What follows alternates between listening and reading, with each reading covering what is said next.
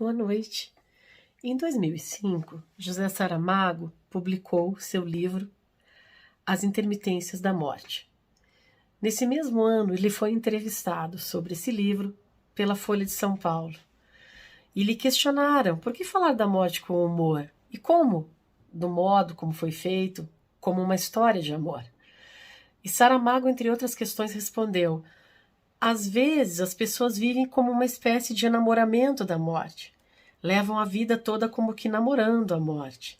Eu não pertenço a esse grupo. Eu não namoro a morte. Escrevi sobre ela. Terei escrito sobre a morte realmente?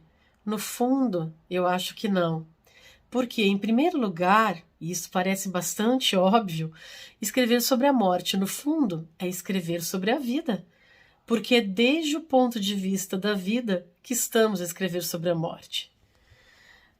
No próprio livro, As Intermitências da Morte, existe um diálogo bastante interessante entre a morte e um certo músico, alguém que a morte não quis entregar a carta tão cedo assim. E a conversa assim se desenvolve. Que carta é essa? Assentemos em que a escrevi depois de ter assistido ao ensaio do seu concerto. Estava lá, estava. Não a vi. É natural, não podia ver-me.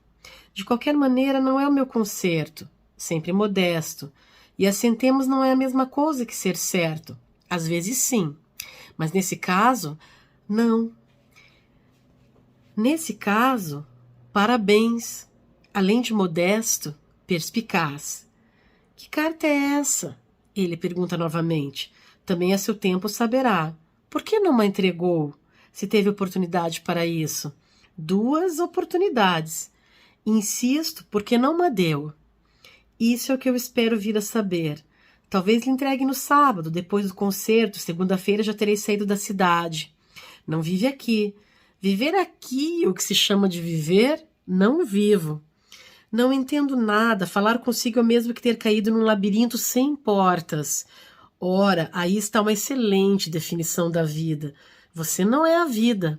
E ela responde: sou muito menos complicada que ela. E agora?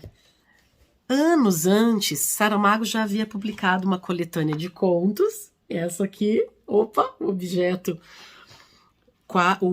quase, onde existe um rei que quer banir de seu reinado todo e qualquer traço da morte. Isso acontece no conto